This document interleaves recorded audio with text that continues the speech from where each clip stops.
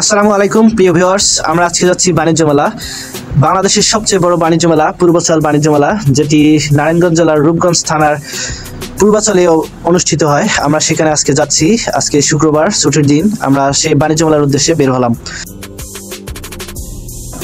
প্রথমেই বলে নেই বাণিজ্য মেলায় কিভাবে আসবেন। বাণিজ্য মেলা আসতে হলে প্রথমে আপনি আসতে পারেন কুড়িল বিশ্ব রোডে। কুড়িল বিশ্ব রোডে আসলেই আপনি এখানে বিআরটিসি বাস পাবেন। বিআরটিসি বাসে 40 টাকা ভাড়ার মাধ্যমে আপনি কিন্তু বাণিজ্য মেলায় পৌঁছে যাবেন। তো চলুন বাণিজ্য মেলায় যাওয়া যাক।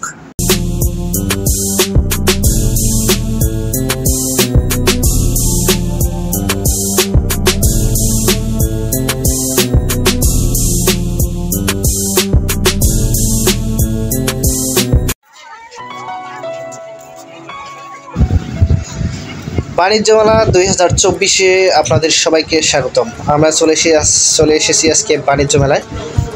বাণিজ্য মেলাটি অনুষ্ঠিত হচ্ছে ঢাকার নারায়ণগঞ্জ জেলার পূর্বাচলে।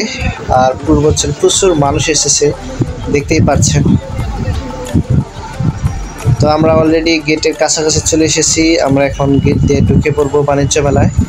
আজকে হচ্ছে শুক্রবার, ছুটির দিন, তাই দর্শনার্থীর ভিড় একটু বেশি।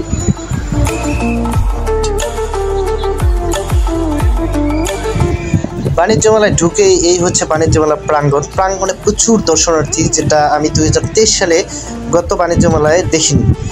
পুরো প্রাঙ্গণটাই প্রায় ফাঁকা ছিল 2023 সালে। ফাঁকা বলতে কিছুটা, কিন্তু এবার 2024-এ সেটা একদম ভিন্ন একটা রূপ।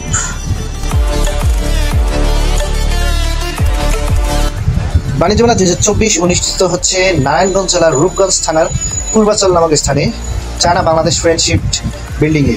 আর এটি একটি বিশাল বৃহদাকার বিল্ডিং। এখানে গত 2 বছর থেকে বাণিজ্য মেলা হচ্ছে।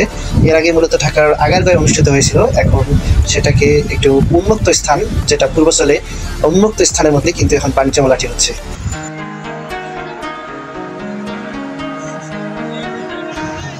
আগারগাঁও থেকে বাণিজ্য মেলা সরিয়ে আনার মূল কারণ ছিল হচ্ছে জায়গার সংকট, যেটা আগারগাঁওয়ে ছিল না, কিন্তু পূর্বাচলে সেটাকে সরিয়ে আনে বৃহৎ একটি প্লেসের মাধ্যমে কিন্তু এখন বাণিজ্য মেলাটি অনুষ্ঠিত হচ্ছে। আর বাণিজ্য মেলা যেহেতু বিশাল একটা কর্মযজ্ঞ, যেখানে প্রচুর দর্শনার্থী আর প্রচুর দেশ বিদেশের বিভিন্ন শিল্প কারখানা ও মানুষের সম্মিলিত একটি আয়োজন, তাই এর জন্য জায়গাটিও একটি বড় পরিসরে হওয়া উচিত। আর তাই পূর্বাচলে বাণিজ্য মেলাকে সরিয়ে আনা হয়েছে।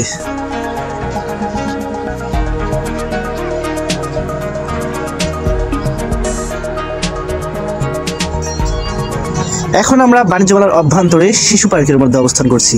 আর এখানে শিশুদের জন্য বিভিন্ন রকম উপকরণ, যেগুলো শিশুদের বিনোদন দেওয়ার জন্য ব্যবহৃত হয়, এখানে আমরা অনেক রকম নতুন নতুন উপকরণ দেখতে পেয়েছি। পাশেই আছে বিভিন্ন রকম হোটেল, খাওয়ার হোটেল।